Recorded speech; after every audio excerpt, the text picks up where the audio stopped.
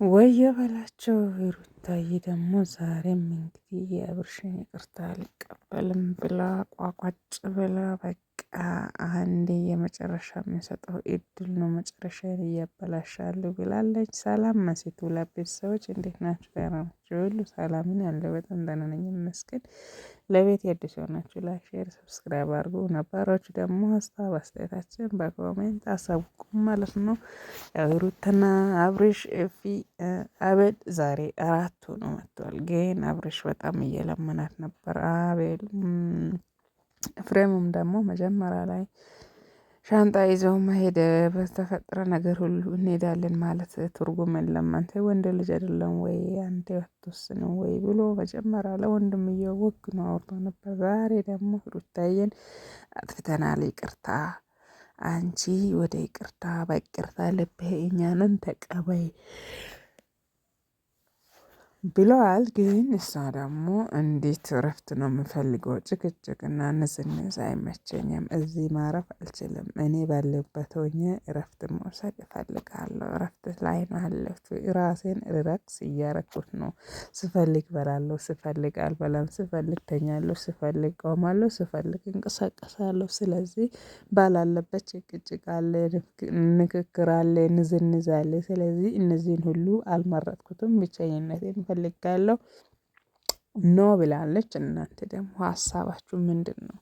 ነገር ግን አንድ ሴት ካገበች በቃ ህይወቴ ነው ብላ ካገበች ለምሳሌ አሁን የሆነ ስራ ልሰሩ ሲጀምሩ ሳሰሩ በፊት ሊሰለቻችሁ ይችላል። ያኔ ሊያውቅ ነው ላላውቅ ነው። ለምሳሌ ዶሮ ነው ብላችሁ ዶሮ መስራት ማችል ሴት በጣም ነው የምትፈራ። ግን ከጀመረችው ማንም ሆድ ውስጥ አልለመደም። ራሷ እንኳን ለራሷ ማወቅ አይደለም ለሌሎቹ ትምህርት ተማሪ መሆን ትችላለች እና ወይም ማስተማር ትችላለች ማለት ነው። ከገባን በኋላ ደግሞ ትዳር በለንም ጠጠንም ለበስንም አለበስንም ሞቀን በረደን በቃ ህይወት ነው ብለን እንጀምራለን። እንደዚህ ስንፈልግ ምንሄድ ስንፈልግ ምን መጣ ነገር አይደለም። እንኳን ለሚዲያ አይደለም የሆነ ተኮራርፈሽ ራሱ እንደዚህ ቤት ተከራይተሽ ራስን ችለሽ እረፍት እፈልጋለሁ ብለሽ ሌላ ቦታ መቆየት አይደለም።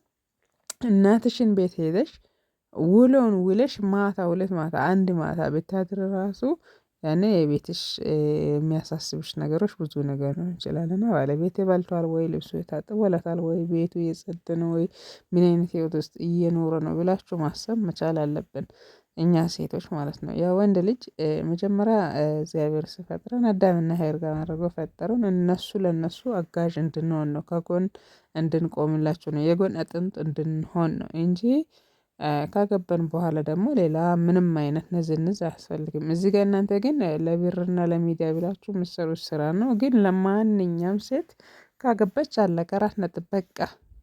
አንድና አንድ ለባለቤቷ ከእግዚአብሔር በታች ማክበሩም መውደዱም ማፍቀሩም የምችለው ባለቤቷ ነው። ከሱ መሸሽም አይቻልም፣ ከሱ መራቅም አይቻልም፣ እሱ ባለበት ሰፈር መራቅም አይቻልም። እንኳን እንደዚህ ቤት ተከራይቶ እኔ ለራሴ እረፍት ፈልጌያለሁ።